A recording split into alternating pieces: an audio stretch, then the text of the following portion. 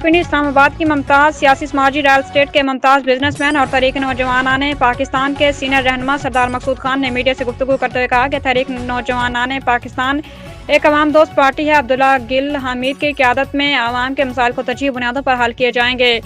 हमारी पार्टी का मंशूर अवाम के मसाइल उनकी दलील पर हल किए जाएंगे। सरदार मकसूद ने मजीद गुफ्तगू करते हुए कहा कि अफवाज पाकिस्तान काम का फ़ख्र है। अफवाज पाकिस्तान ने भारत को घर में घुस कर जो सबक सिखाया वो सारी ज़िंदगी याद रहेगा और पूरी दुनिया में हमारा मोराल बुलंद हुआ। उन्होंने मजीद कहा कि आइंदा इलेक्शन में तहरीक नौजवानाने पाकिस्तान के सरबराह अब्दुल्ला गिल हमीद की सरबराही में पूरे पाकिस्तान से इलेक्शन में भरपूर तरीके से हिस्सा लेंगे। अवाम की वोट सपोर्ट से क्लीन स्वीप करेंगे। तहरीक जवानाने पाकिस्तान नौजवानों की बढ़ती हुई जमात है। तहरीक नौजवान हवाले से आप सब क्या कहना चाहिए?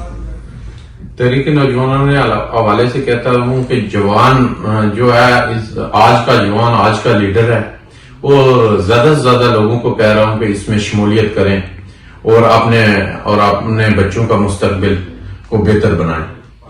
तहरीक नौजवान में पाकिस्तान एक अवाम दोस्त पार्टी है, आप क्या कहते हैं कि आगे मजीद इससे क्या क्या करेंगे?